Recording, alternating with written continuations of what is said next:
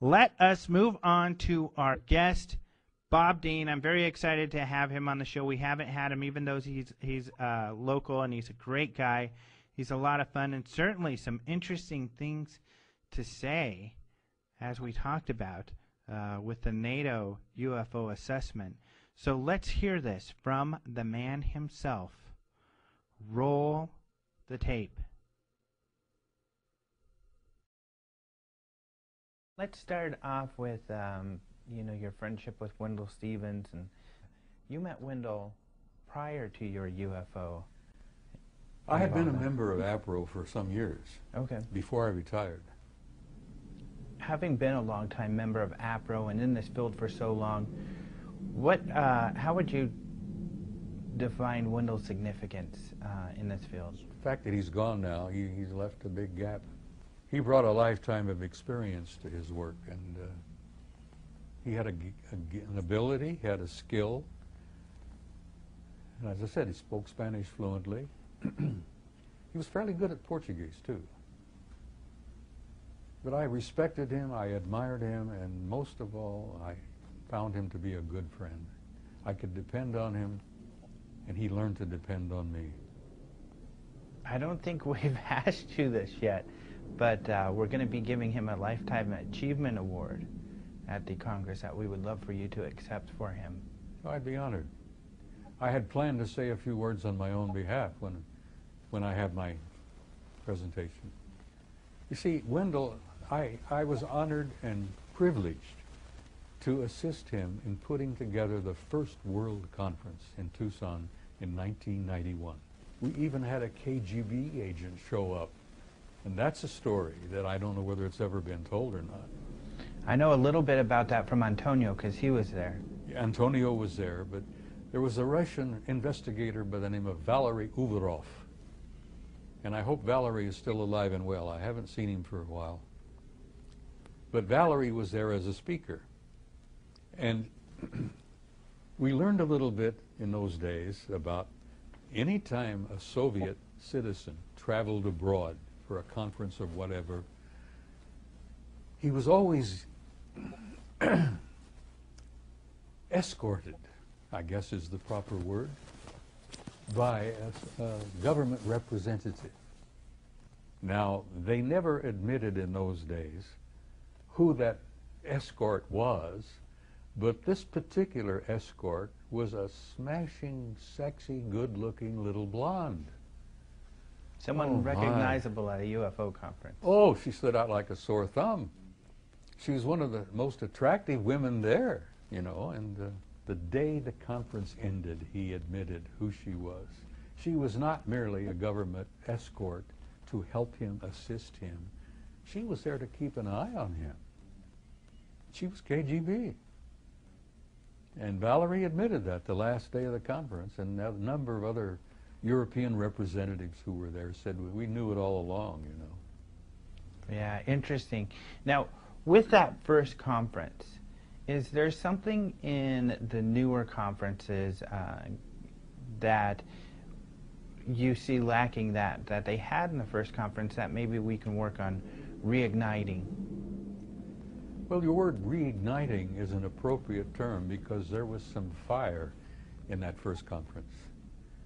It was the first attempt to do what we have been doing now for the last 20 years. But there was fire in that first conference in '91, and it ignited me. Back in '91, where did you think this field might be in 20 years? You know the story, I think. I kept my mouth shut from the moment I was retired in '76 till '91. I never for a moment violated my national security oath.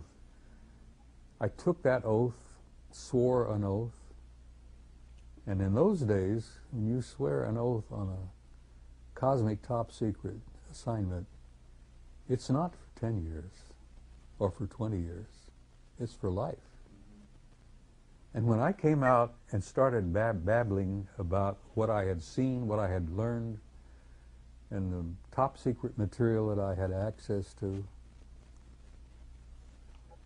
I really didn't think I was going to be around that much longer, because in those days, they tell me now that they changed the program, but in those days you could have a one-car accident, you could have a coronary, and the fact that they were sitting on the biggest secret in human history, which I felt they had an obligation to tell the people about. And I believe that even today. It's in my heart. I believe the government has an obligation to tell the people the truth. In '91, you asked the question, what did I think? 20 years, I really didn't. I had no idea where we would be. I'll be frank with you, I didn't believe that the government would still be sitting down on top of the biggest secret in human history. But when I came out, spoke publicly in '91 with Wendell, I didn't expect to be around this much longer, really, because I thought somebody was going to erase the old fart. And that's a joke, because I was told by a good friend who I served with in Southeast Asia, and he told me one time, he says, you know, you old codger, he said, they put out a contract on you some time back. You had gone from being a nuisance to be a threat. And they said, you know, Dean's going to have an accident. Dean's going to have a coronary. And they arranged those things. And he says, for some reason, somebody said, leave him the hell alone, stay away from him, and they pulled the contract. So I'm still here. And as I said, I went from being a nuisance to being a threat, and now I apparently am an asset. Because somebody, Alejandro, wants me to do what I'm doing, or I would never have gotten away with it. You joined the Army in many, many years. 4th of April, 1950, before you were born. And then you went off to, as you talked about earlier, fight in several wars until you found yourself at the SHAPE headquarters, supreme headquarters of the Allied powers of Europe for NATO. And what were you doing there? When I arrived in the summer of '63, my first assignment was in Operations Division. And my sub-assignment was I was assigned to the SHOC, the Supreme Headquarters Operations Center. And I was a professional soldier in those days. I played by the rules. I had a fairly good record. I had received awards from my service. I had Purple Heart, a couple of Bronze Stars. But I never really got into it in a deep way. I had not really put my heart into it. I was just curious. I knew there got to be something going on, but I didn't have any real idea about what. Well, I'm working in the war room in the summer of '64 when they completed this study. 3 years. The study was titled An Assessment. It had a subtitle of An Evaluation of a Possible Military Threat to Allied Forces in Europe. You look at the front of it, that's all it could say, you know, nothing about UFOs. You turn the page, man, you couldn't shut the damn thing out. You couldn't stop. Because not only the study was that thick, but it had about 10 inches of annexes and appendices. And you start going through those things, photographs. That's when it really hit me like a ton of bricks. That not only was this real, this was the greatest story in human history. What kind of information was in the assessment? Alejandro, it was a three-year military study, which was focused. Is there a threat? Because on the morning of the 2nd of February, 1961, World War III almost started, all because of a mass flyover of circular metallic objects flying in formation at a very high rate of speed and a very high altitude, obviously under intelligent control, came out of the Soviet sector, out of the East, out of Russia, over the Warsaw Pact area, over NATO lines, and these things were high, fast, and as I say, in formation. They turned north over the Channel, over the southern coast of England, And then they disappeared off of NATO radar over the Norwegian Sea.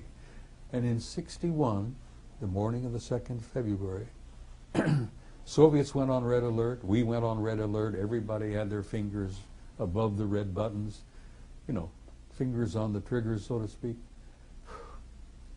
It was over in about 20 minutes. Soviets thought those things belonged to us. For a time we thought they belonged to the Soviets. Air Marshal Pike established a study in '61 and says, I've had enough, I want to know what's going on. They started the study, the assessment. They finished it in 3 years. They published it in the summer of '64. I'm working in the war room. I'm sitting in there one morning about 2 in the morning. We're used to 24-hour shifts, you know. 12-hour shifts, but the war room was active 24 hours. As I said, in those days it was difficult, it was awkward. World War III was a possible reality. But when it was published in '64, they only published 15 copies, gave it cosmic top secret clearance. Copy 1 went to the Secretary General of NATO. Copy 2 went to my boss, General Lyman Lemnitzer, who was at that time SACEUR, the Supreme Allied Commander in Europe. Copy number 3 was placed in the vault in the war room. I'm sitting in there one morning about 1 or 2, reminiscing about it. The coffee was too black to drink. We'd read all the old magazines and all. And you've heard the story about military life being 99% boredom and 1% sheer terror. Well, that was true. So I'm nodding off, and this Air Force bird colonel, who was a controller, there was always a controller in '06, either a wing commander or an Air Force colonel or a Navy captain. There was always 06. That rank level was controller. And then he had about a staff of about 8 or 10 of us who supported him. And I'm nodding off one morning, and the Air Force colonel goes to he looks at me and he says, "Hey, Master Sergeant, wake up." "Yes, sir, I'm sorry, I'm here, yes." He went into the vault, a walk-in vault. Shock had a walk-in safe. Pulled this thing out, threw it on my desk and said, "Read that. That'll wake you up." Do you think he handed that to you just to give you something to do, or did he want you to... You know, looking back on it, you're looking back, was that a coincidence? Was he really... He'd looked it over himself. He'd read it. He apparently was impressed by it. He threw it on my desk and said, wait, that'll wake you up. Read that. You know, my life was saved in Korea 3 times. My life was saved in Southeast Asia 3 or 4 times. I have beaten the odds in combat a dozen times, and I'm still here. And I'm still babbling about what I've learned and what Alejandro, I'm still learning.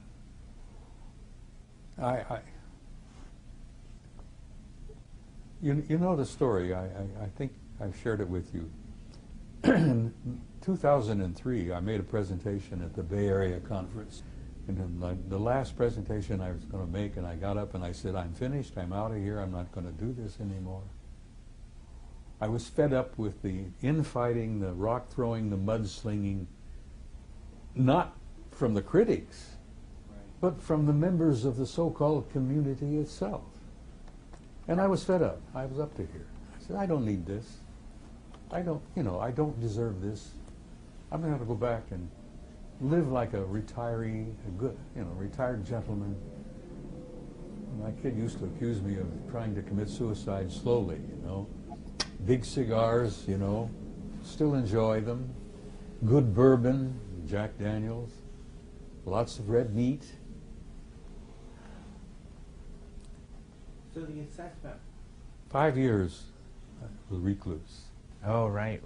And I began doing serious remote viewing. And Alejandro, when you do that,